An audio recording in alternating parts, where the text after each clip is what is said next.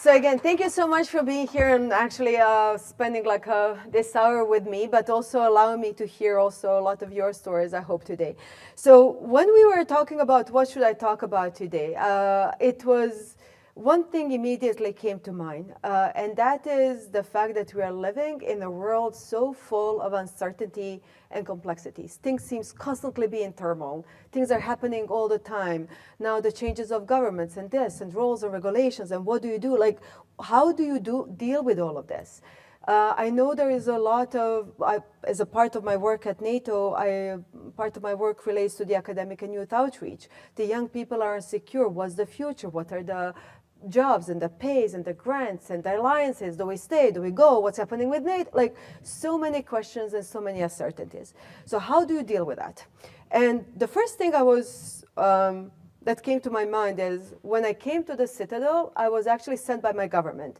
It was right after the war in Croatia. We didn't have military academies of our own. They decided to send us worldwide. And I was supposed to go to the West Point, went through the year-long selection from the Croatian government and to the US government. And then the summer before I'm supposed to go, I get a call, you're not going to West Point, you're going to go to the Citadel. And I'm like, what is it? And they're like, same thing, same academics, it's on the beach, palm trees, you're going to love it. Admittedly, in 1997, the news of the Citadel did not make it across the Atlantic. My government didn't know, we don't know anything about the female, and guess my surprise. But okay, roll the sleeve, march on. So the first set of uncertainties and complexities was how do you deal as a Croatian female with the world of Citadel cadets back in 1997. There was not much love shared between us and the boys, but it was more than that. It was about military lifestyle. It was about the Southern traditions. Suddenly I was singing Dixie in the parades and I don't even know about the Civil War. Like a lot of stuff that you have to learn both culturally and academics. I was computer science major and I see like some brilliant students I met actually yesterday as well. So you have to learn something brand new. You're a student, you're a cadet, you're a foreigner, you're like so many complexities. And then this continued through my life. I've spent, as Cindy said, last 10 years in different military and civilian jobs in NATO. And in 2010, we wrote this brilliant NATO strategic concept. That's the most highest public-facing NATO document. And the world looked amazing. We put in Russia as a partner, China, nobody cares. It's all about the climate. World looked like a peachy place. From 2010, every single year, something unimaginable happened to us. So 2011, Arab Spring, you are probably still like kids, but you know, it was a big thing. Like suddenly after 50, 60 years, all of this autocracies completely collapsed. 2012, rise of ISIL, terrorist group owning like 10,000 square miles of, I can't do the US mic, sorry. I could talk square kilometers, but countryside of France and 44 million people, terrorist group. 2013, Russia occupies Crimea. 2014 and 15, suddenly the migrant crisis breaks down the Europe. 2016, Brexit. 2017, China lands on the dark side of the moon. We didn't even know that what was on the dark side of the moon. They landed on it. You know, 2019 and 20, COVID stops the world. 2021, after 20 years in Afghanistan, the moment we pull out, 11 days before the country collapses. 22, full-scale war in Europe. 23, new war in... Every year, another strategic shock. Another unimaginable thing happens to us. And you're working on an organization, and people are like, what do we do? What does this mean? How do you deal with this? How do we prepare? How do we adjust? And just the moment you think you know where the world is going, it's flown again and restart the thing. So, reason why I'm in the jobs that I'm right now is that I mastered the 3 things that I will share with you today, and maybe hopefully it's going to help you in your future studies. So one thing is the art of planning.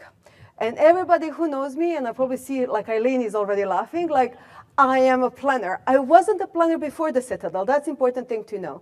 And one thing I learned here that then stayed with me for the rest of my career is that in that first wave of complexity and uncertainty of the Citadel, I don't know if that is still happening or not, but the cadre made us put on our door a little flashcard and say, what is your goal for this week, this month, and this trimester?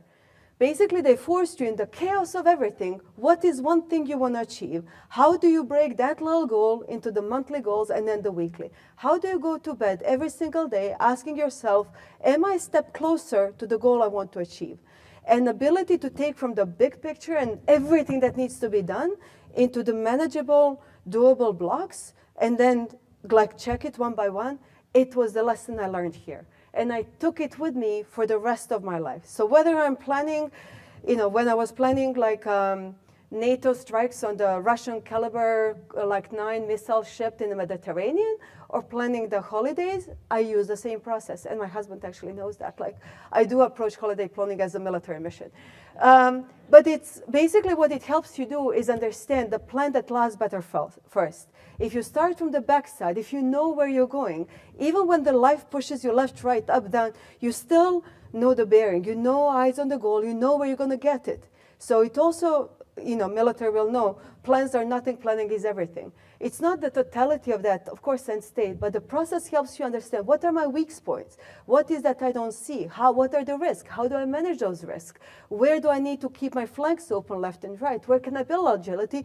Where can I not? At which point do I have to replan and reassess my resources? All of this comes together with the art of planning. So I strongly recommend it, when you are approaching your life, your careers, personal or professional, master that idea to understand what's my objective, what is the goal, like eyes on the goal, and then waver back. The second big thing that comes in many ways connected to this is the value of knowledge. You can't plan if you don't know, and you can't plan for the things, particularly in these modern days when there is so much happening all the time. It's not so much when I talk about the knowledge, it's not what you're going to learn. You're going to get your diplomas. Everything, I can guarantee you this, everything that you're going to learn in this college when you get a diploma, 5 to 7 years, obsolete. The world moves too fast. So it's not the absolute terms what you learn. It's actually ability to learn, to prime your brains to constantly learn more and more and more and more and connect the dots and know, let your knowledge work for you and grow. It's not about multiple choice tests, to pass it. It's what actually stays here. And your ability to be expert in whatever you choose to be, military or professional, will actually make you more, it will first earn your trust because your leadership will know they can trust what comes out of your mouth.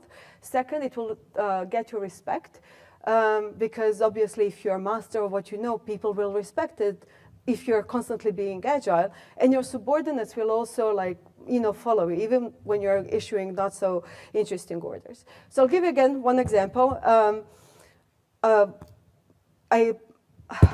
the Citadel, I was studying computer science and management information systems, but then I also got several more degrees along my path. I got criminalistics and criminology in Zagreb. I got my master's and PhD in international relations and national security. Then I got 2 more executive masters in MBA and in strategic leadership and digital transformation. And I'm working in NATO international staff as a civilian. My boss is Dr. John Meza, brilliant former US Marine. Then in the meantime became the head of NATO in Pentagon and now moves to the position. It's a 3-star civilian equivalent in NATO, 3rd in the pecking order of NATO political authority. One of the most brilliant men, amazing leaders, and the worst managers I have ever saw in my life. And where his management skill, he was a big picture guy. He's the former special forces, knife in the mouth and march he does, and he doesn't think about all the details. So every time I was working as a head of the operational preparedness and plans and was the lead of all the NATO crisis task force in operations. Any crisis, I would be leading the team. So I'm like, well, what about this? And what about this? The ranges don't cover that. Those troops moving there will need as much time. We have a 6 hours block. It means that we will not close 8 to 8. You need to know stuff. And in defense environment, there is no Google. Everything is classified. There is no phones on you. You can't just pull it and check it. Either you have it or you don't. And John was getting so annoyed by me. You could see every meeting, he's like, there she goes again. And I'm like, I just want to make sure that whatever decision we make, it's right. So comes the time when my first 3-year contract is up for extension, and I knew the process is in the back. And suddenly I get an email from HR, and it says we usually don't do this, but we think you should be seeing this email. And email below is them asking John, my boss, like, should we extend her contract or not? And the email back from John it starts with, she's such a pain in the ass, ... 2 lines before, but she's right kind of pain. Of course, we're going to keep her, whatever it takes, make sure she doesn't leave. So even when you're pain in the ass, you're right kind of pain. You give them information that they need to make those right decisions. And that's the key.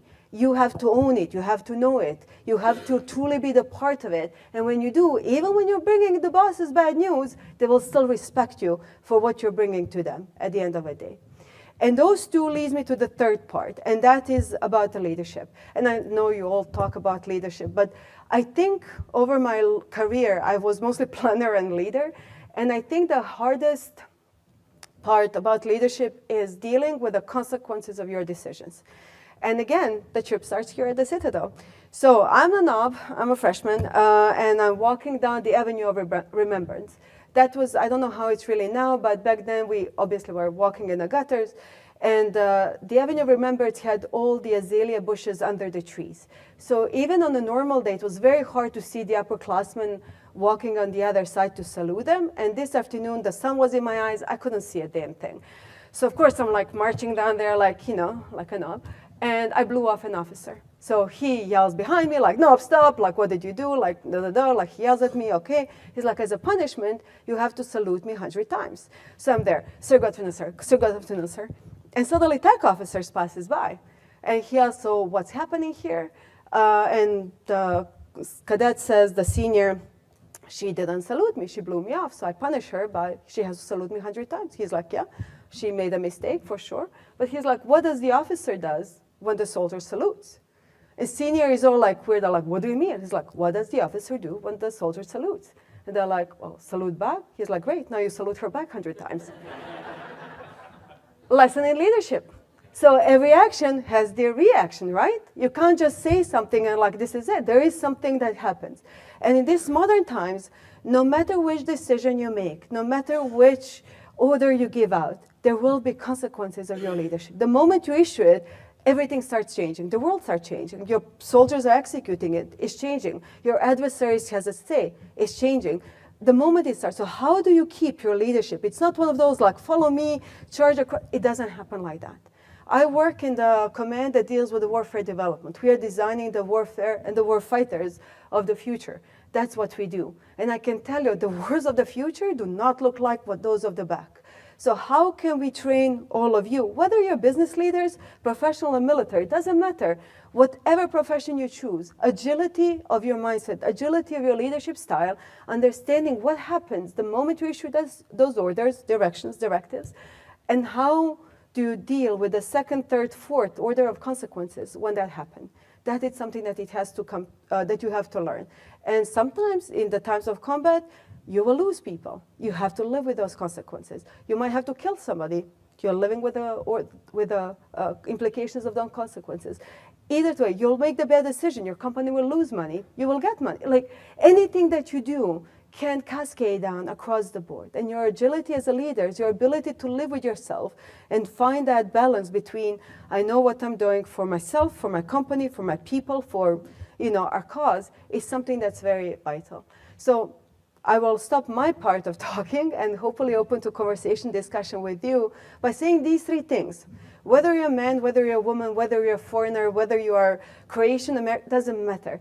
In the modern global world, and the modern world is absolutely boundless. Boundaries don't really matter. Cyberspace, no boundaries. You will be exposed across the board. All the threats that are happening to us are simultaneous and persistent. Our adversaries, and again, coming from the NATO world, I can tell you, it's non-stop. The attacks never, ever, ever stop. In our military, cyber, economic, political, information domain, you name it, we are under attacks all the time. How do we protect? How do we plan? How do we respond? How do we build this personal resilience? The only way, like I say, worked for me for 20 years, and I'm putting that also for my organization.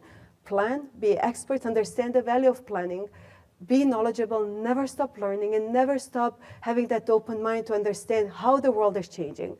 And then when you make decisions, understand the consequence and the follow-on actions of your decisions. They will make it and break it, you and your organizations. So I'll stop there. That was my kind of introduction, just to give you a little bit. And I would like to hear your questions, your comments, your reactions, or your stories. Do you share this, or do you see something very, very different? Over to you, ladies and gentlemen. So and I already know the answer. Was the Citadel one of the most difficult things you've done in your life? Yes. And can you tell us what you learned from this experience and how you've taken that forward? So I'll use Other things. I know she's already done so. Also back in the old days, I can't believe I'm using that line, but the way the system was set up when we were cadets, it basically, and again, I had zero information, not just me, but other foreign students. Nobody could tell us how the Help Week, Challenge Week looks like, or what was it about.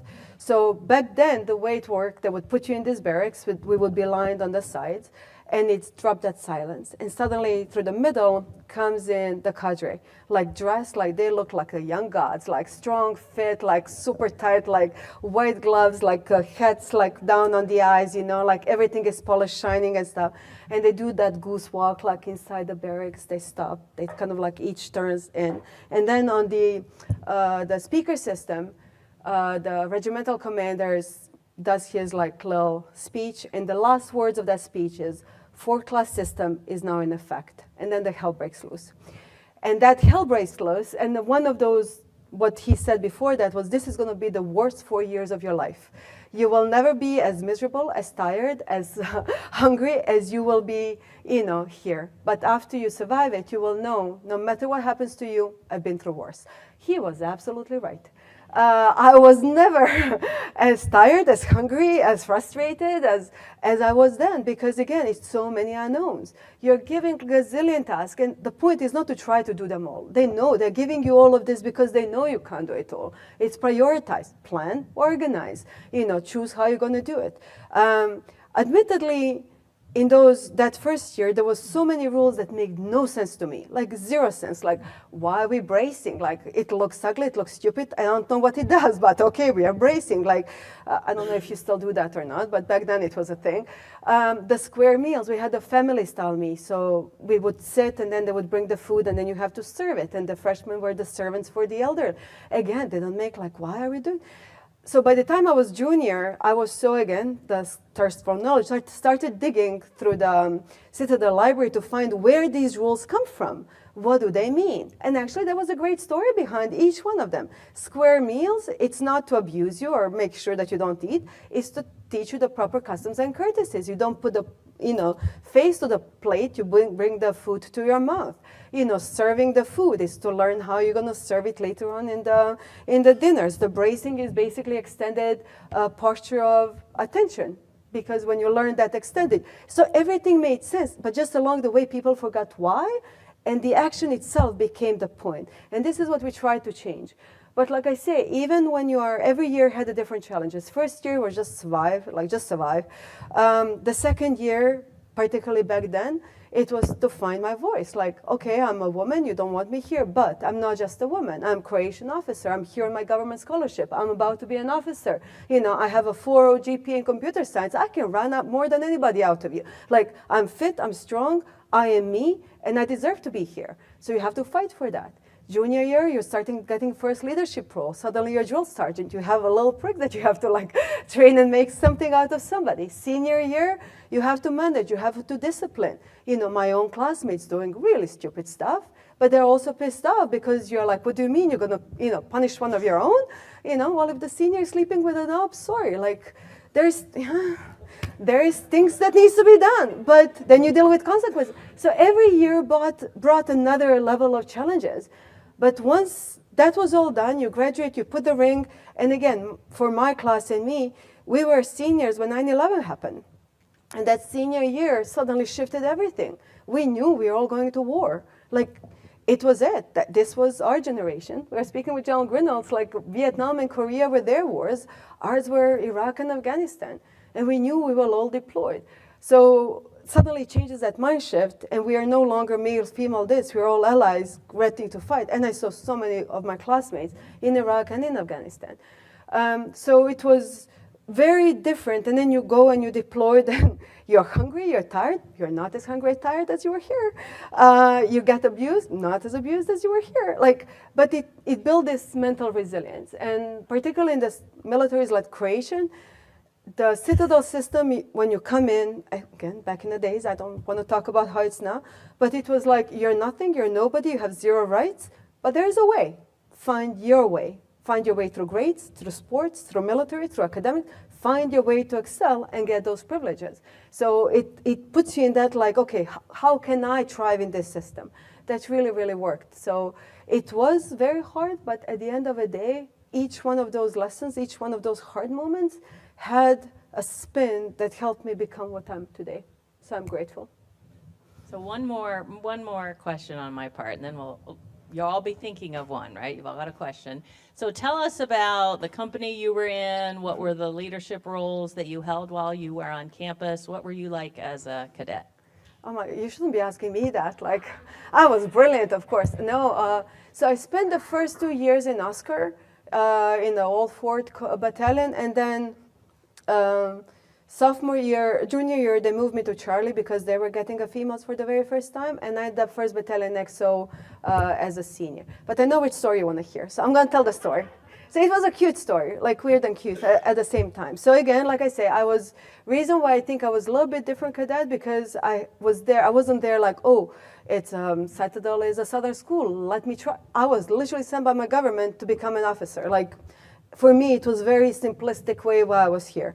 So I was fit, I was strong, I had a good grades. And when I was a senior, there was, at the beginning of a year, we had the Hell Week, and there was one young cadet who came in, a huge legacy of Citadel family, like, cousins, uncles, father, brother, whatever. And the kid is an arrogant little prick. He's so cocky and he's so full of himself, and he's like, the women are the second-class citizens, like, like the men rule, I don't know what, like, as a knob, like, he should have known better. Anyhow, so he is able to get his company commander and whole staff like so irritated within the first day, and they send him over to me, and they're like, okay, you take care of him. So I take the kid out for the morning run, and he's weak, like he talks the talk, he does not walk the walk.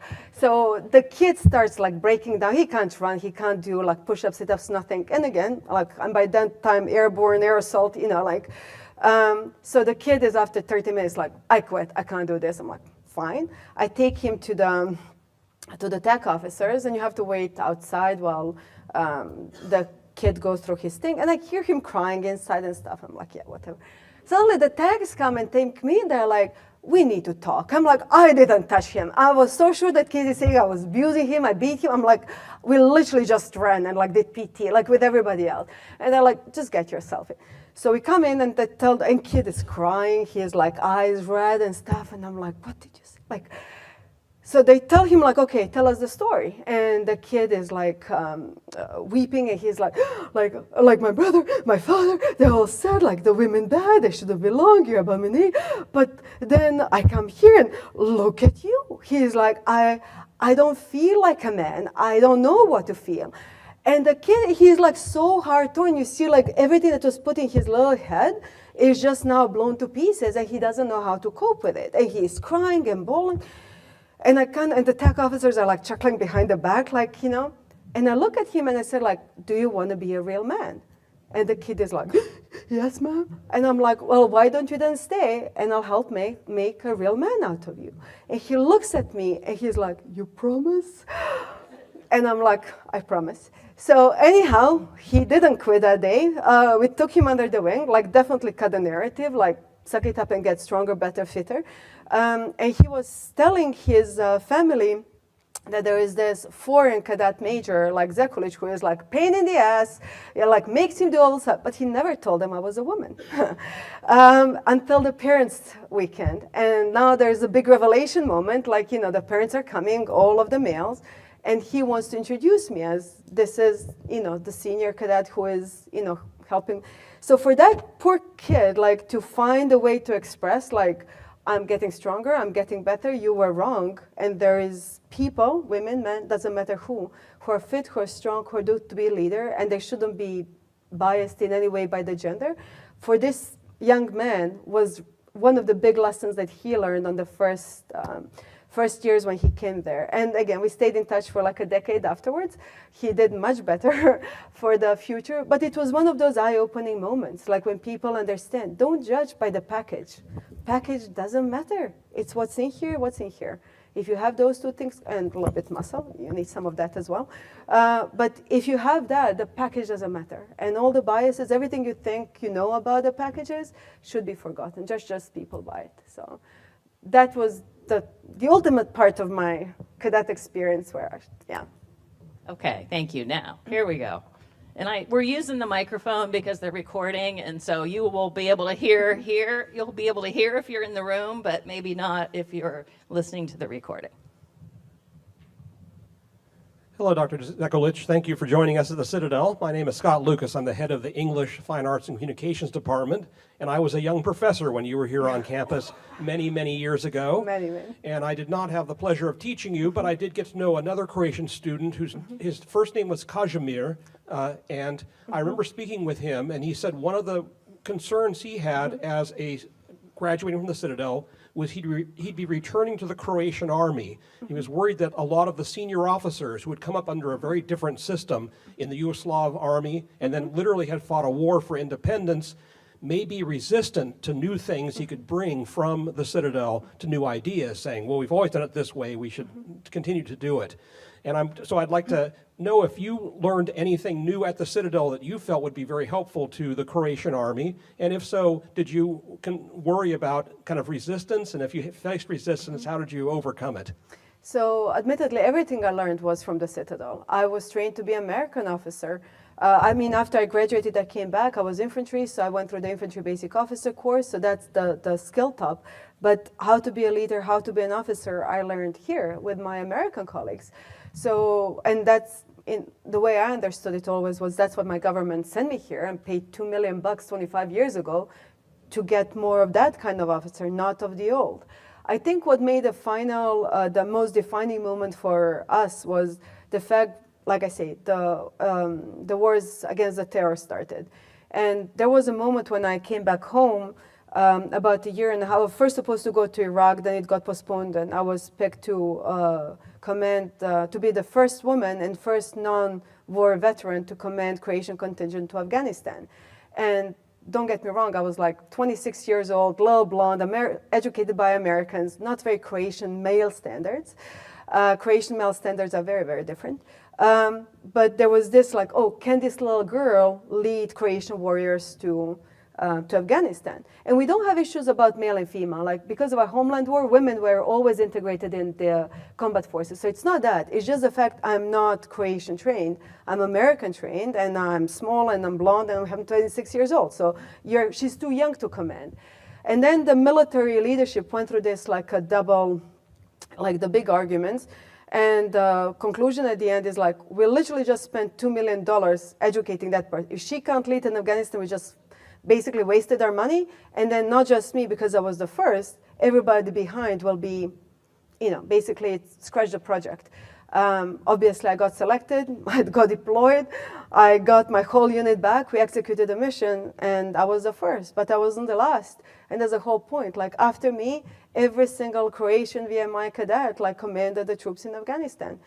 We proved that we were trained well. What you, Citadel, train us to do, how we become the officers, what we know, it's good enough for the modern wars. We were modern, we were thinking, we were agile, we were fast, we were professional, we never made the step, and that was it. So I must admit, the challenge was oh, she's too young, she's American trained, not war trained.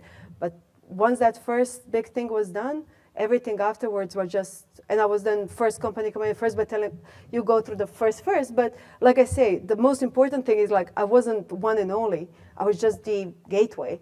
But all of our classmates came afterwards, and all the Croatians trained at the Citadel are doing still extremely, extremely well.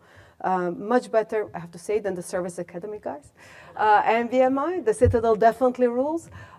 Because again, it's a mindset of the school. You're a fighter, you're a survivor, you're agile, you think, you adapt. You don't take anything for granted.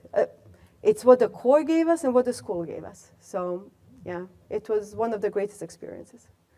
Okay, we got a question back here. Hi. So I know you kind of already touched on like being a female at the Citadel and like challenges, but you being like an EXO your senior year, what were kind of the challenges you faced like going through the process of getting that rank and holding it as well? So there is obviously you go through the recruitment board and they ask you a lot of questions and you kind of do a little bit of soul searching and preparing, just like I did for all the Croatian, later on the jobs in the NATO. You think about yourself, what do I bring to this job? Why I'm better than the others in their job? What can I bring that maybe others don't? What is the perspectives that I have that the others don't? So even if you theoretically know and you give great answers and therefore you get your job, you get your rank, then you still face the risk that when you have to actually do it. And that's why I say, like, I knew what was right, what was wrong. I was able to obviously define it really well in the selection board. But then comes the senior year, and like I say, one of my classmates is sleeping with a knob. And it came to our attention, what do you do? And of course, immediately, the moment it became public, I don't know if it's anybody from the Alpha company, but they were called the Alpha Boys. So the Alpha Boys got super like, you will do nothing about this. And I'm like, well, and they're like, well, you have to be cool, you have to be one of us. Like all of the peer pressures of like, well, who cares? And then God bless Colonel Aki, like former head of discipline at the Citadel, like I go to his doors, knock, knock, knock, like, sir, I have a ethical leadership dilemma. This is what it means, this is what I need to do. And he gave me one of the best advices of my career that started then and then took me forward. He's like, we didn't give you a job to be liked. We gave you a job to be just. You know what needs to be done, and whether it's good, easy or hard, whether they like you for that or not, you know what needs to be done. Do the right thing. And he also echoed back then, by the way, it's a lonely place on top. At the top, it's only one. Everybody can advise, everybody can have opinion, but you have to lead, you have to command. That's a singular thing that is just you and you alone. And I opted to do a right thing. Alpha Boys did not take it lightly. There was obviously boys did what the boys did, but it wasn't boys or girls. Even if I was a guy and do the same thing, if I was a guy and punish them, it would be the same thing. They would say like, you're not supposed to be imposing discipline on one of your own. And I thought it's about just. Whatever you do, if you're a knob or a senior, you should be punished for it because you know it is wrong. And I know what the rule is meant to protect. It's meant to protect that knob who is in a vulnerable position and potentially being exploited by a senior. So like I say, it wasn't a gender thing. It was just made it a little bit worse because it gave them different opportunity of targets. But it was about doing the right thing. And it's not easy. And I think that is something that when you learn it at the Citadel in these positions, you will carry it with you for the rest of your life. Do what's right, even if it's an unpopular thing to do. And that's why it was a pain in the ass to my bosses.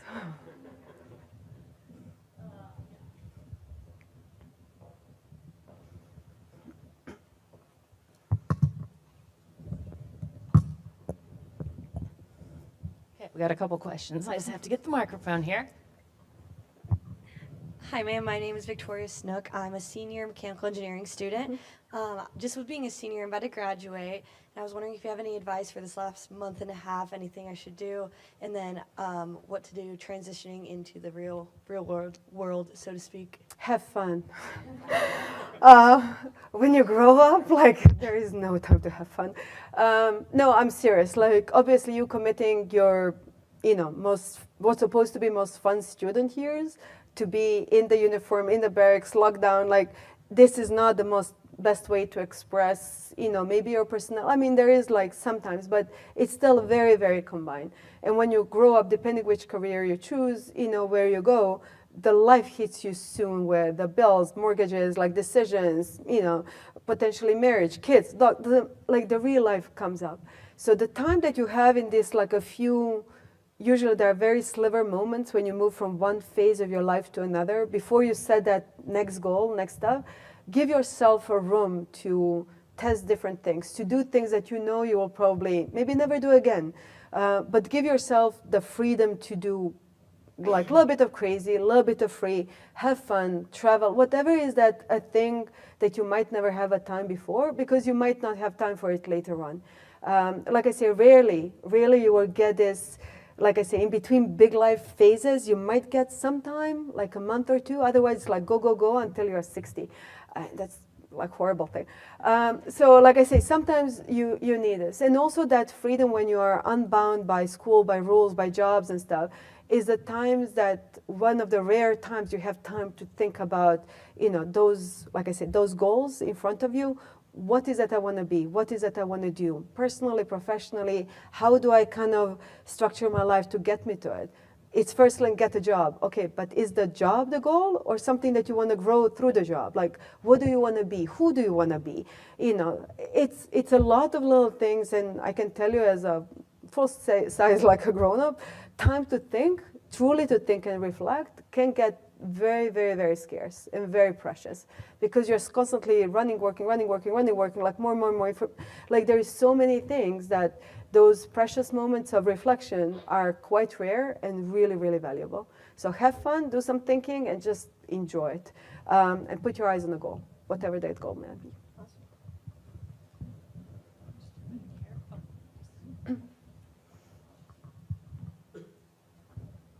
Hi, I'm Kieran Chaplin. I'm getting ready to graduate with a degree in computer science and cyber operations. And I was just kind of wondering, what have you found is the best way to continue to learn after kind of graduation and in the real world? So a couple of different things. So you have to see what you're able to, how much your own job lets you learn on the job. Is a type of a work or profession that already has it embedded in it, and some companies, particularly in the private sector, they do. By the way, your project on drones was amazing. I was telling my husband last night about it. So if you choose a job that's in research and development, that might already be environment that stimulates you to invest more, learn more and stuff, which is easy. And in that case, you actually might need a different type of outlet, something that's not job related, so you can create a buffer and that free space to kind of like disconnect a little bit from work. If the job is not giving you opportunity, then I would strongly recommend you look for periodically, maybe once a year, is there a course, is there a program, can it be funded, is there a research organization that can help open some doors or test some of your ideas. I always find in my own life that and you can see that by my academic output. Like if I was doing super hardcore military stuff at work, like planning, commanding, organizing, then I felt that my organizational skills were coming to the fore. I felt like I'm intellectually regressing. And that's time when you can see I'm publishing more academic articles. I was using my personal time to kind of invest in my intellectual. Then I come to work when I'm doing like NATO strategies and policies 24/7, and you get so bogged down with all the smart stuff, and my event is suddenly I'm running half marathons, so this balance between the mental and physical, this balance of your personality, making sure that each part of you is being fed equally and balanced, it's super, super important. My husband can tell you like how much like I get when I'm in the job that I do right now requires a lot of traveling, 30 allies on the other side of the Atlantic. And I miss my workout times. I miss my physical time. I miss having my run times as good as I liked it. And I will find every moment I can to try to balance it out. So again, there's many schools, programs, opportunity, fellowships. Again, if you, for example, join the government or military, we discuss it later, easy to connect you with the rest of the allies in Europe, bring some of your ideas to the exercises, plug and play. There is so many options, but make sure that your life is in balance. That is the key for longevity and the sanity in this world. Vlasta, thank you so much for sharing your time and talent with us. Paige Tisdale from the Citadel Foundation. I'm hoping we might turn to one question that's more political or maybe more diplomatic. In your current role, you talked about all the chaos over the last 10 to 15 years that you've seen in different roles. How do we, with where we are politically, both in America and also in the world, how do you see maintaining a vision for diplomacy and bringing the world together politically for common goals, which is a lot of what you probably have to deal with?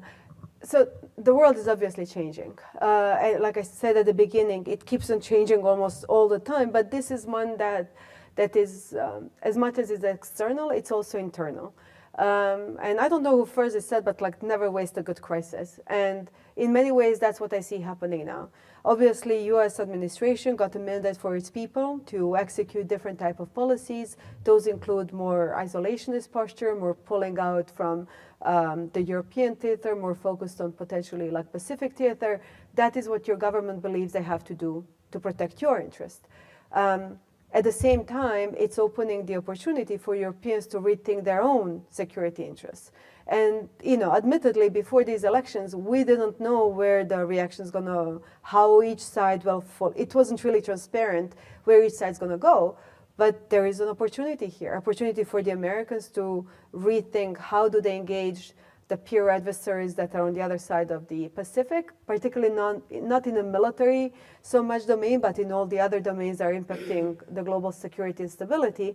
At the same time, for the Europeans to truly like get off your, economic horse and let's think how you can beef up your military and your defenses. So there was obviously within the NATO, there is a lot of very difficult discussions, always. 32, imagine if you have like a dinner, like family of 32 members and you're trying to agree on everything, doesn't happen. And more, particularly with specific political parties also in the European continent, we realize that we might not be sharing the same values anymore, that the values of one nation might not coincide with the values of the other. And that's fully legit. Like I say, it's governments are selected by the people. People fear, they're emotional, whether they're angry, whether they're happy, whether they're afraid. Those will drive certain, what is that you value? What do you want to protect? What are you willing to fight for? But one thing that's at the baseline of all of this is shared interests. There is always interest that we can bring 32 allies together. What interests do we want to protect? And like I say, values, it's harder to get consensus on. Interests, much easier. And even in this new dilemma, even if the U.S. lowers its presence in Europe or the back it provides to the NATO nations across the alliance, they're still in there, and the part of their shared interests will stay there. But again, it gives a chance for the Europeans to figure out how you want to do it. How do you want to design your own defenses? 350 billion euros now invested by the European Union for defense will still be based on the NATO plans. So NATO did develop finally all the plans. How do we protect Euro-Atlantic area? But the money will be channeled through the European Union because they can spend money together in a better way. So this, like I say, combination of who is setting the objectives, where the money is best used, how do you support it, it's all coming together. But again, like I say, there are consequences of each decision. So when the Europeans said we're going to spend 850 billion euros on defense, most of that money will go to the European defense companies, no longer to the Americans, because we're heavily buying from the American companies. So there will be spent more, but less money will come to the US. It's one of those balanced approaches that are happening now. So like I said, the world is in flux, the world is changing. I'm still very optimistic that we are able to find out common interests that will carry us forward in a different balance, different shifts. NATO summit in Hague this June will be the first place where we can verbalize this and publicly tell the world this is a new NATO, and it's going to be different. But it's been different so many times before. Like I say, in 2010, it was kumbaya, everything is perfect. And then fast forward 2022, first sentence of NATO strategic concept says Euro-Atlantic area is not at peace. We did not have that sentence since 1949. We did not have a sentence in a public NATO document saying we are not at peace. We couldn't get them to say we are at war, we are not there yet, but we are not at peace. And even this is already life-changing. And what this new one will say, well, I can't tell you that now, but you'll read about it in June. But yeah, we are changing. The world is changing, and we are part of it. Wow. So we are almost out of time. You want to do one more? Because I know I got some students that need to get to class. So we'll do one more question, and then thank everybody. Okay, this might be a little bit bigger question, but I'll keep it short. 2-minute answer. Oh my goodness. I'm Zane Siegel. I'm the executive director of the Center for International and Special Programs, which didn't exist when you were here. No. It does now. So we have programs all over the world now where we send cadets. We don't have any in Croatia, but the closest we have is in Pech, University of Pech in Hungary. We have 4 cadets there now. So we also deal with incoming, all foreign students now go through our office, and we work to support them in their stay here at the Citadel. So my question is, and part of this is we feel that by having our students engaged in international opportunities, whether it's studying abroad or having roommates from a different country, that they understand the world better. So the question for you is, what is it that you feel that you taught other cadets here, being from a foreign country, that helped them understand the world around them? Or what is it that you wish they knew before you got here about the world around them when you came? Yeah. I think it was a very different time because back then very few people even know where Croatia is. You know, like we were a brand new country, so one time I got a question, like, so are there many white people in Croatia? And I'm like, we are all white. I literally, I saw 2 black people in my life before and they're both on TV. Like, and they're like, really? In Asia? White people? I'm like, no, we are in Europe. They're like, in Europe? I'm like, you know where Italy is? Yes. First country east of it. And they're like, blank. So this was back then, a long, long time ago. Now everybody knows about Croatia, Dubrovnik, particularly since the Game of Thrones was filmed in Dubrovnik. But it's understanding different cultures, different prerogatives, different interests, different values that you bring in. Like one of the, and the diversity of all of this, which was mind-blowing, we had back then, Director of International Studies was Captain Janice Biedenbaugh, beautiful lady.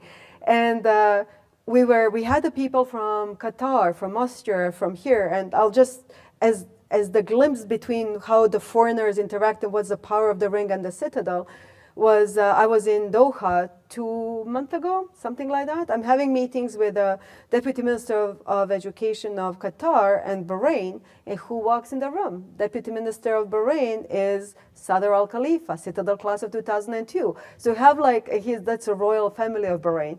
So suddenly Sheikh comes in and he's giving me big hugs and all the Arabs are like, what's happening here? We're like, Citadel. Like, you know, like, it's one of those things that doesn't matter where you come from. You share who you are. You bring the values of your own nation in a way. You adjust it because, again, I ended up sounding very much like an American officer.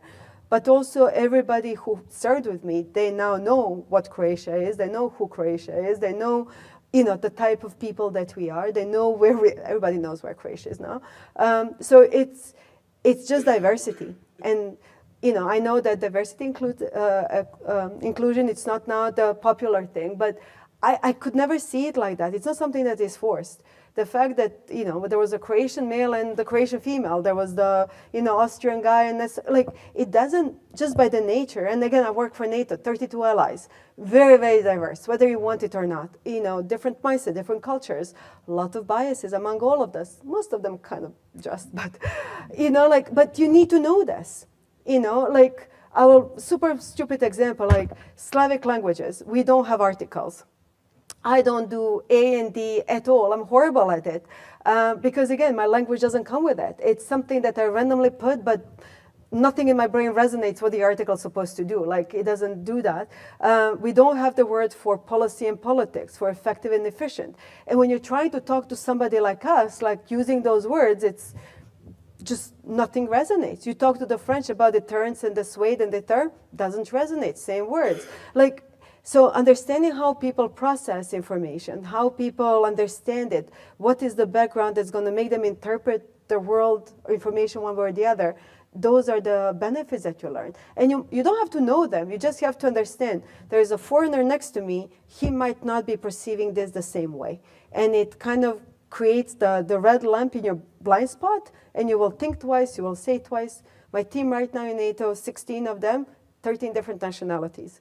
I have to do this on a daily basis. To this day, you know, how do I speak to Romanian, French, German, Brit, everybody is different. You have to know that. And that comes from this place. Very, very beneficial.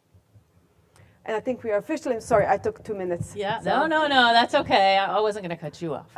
So I want to thank everybody who made this day possible and this visit, starting with Tessa at the library, did the original stories from alumni, and she's keeping our history. So everybody there that invited her to be on a Zoom call telling her stories. I got into a breakout room with her, and that's when I said, is this the hardest thing you've ever done? And she said, yes.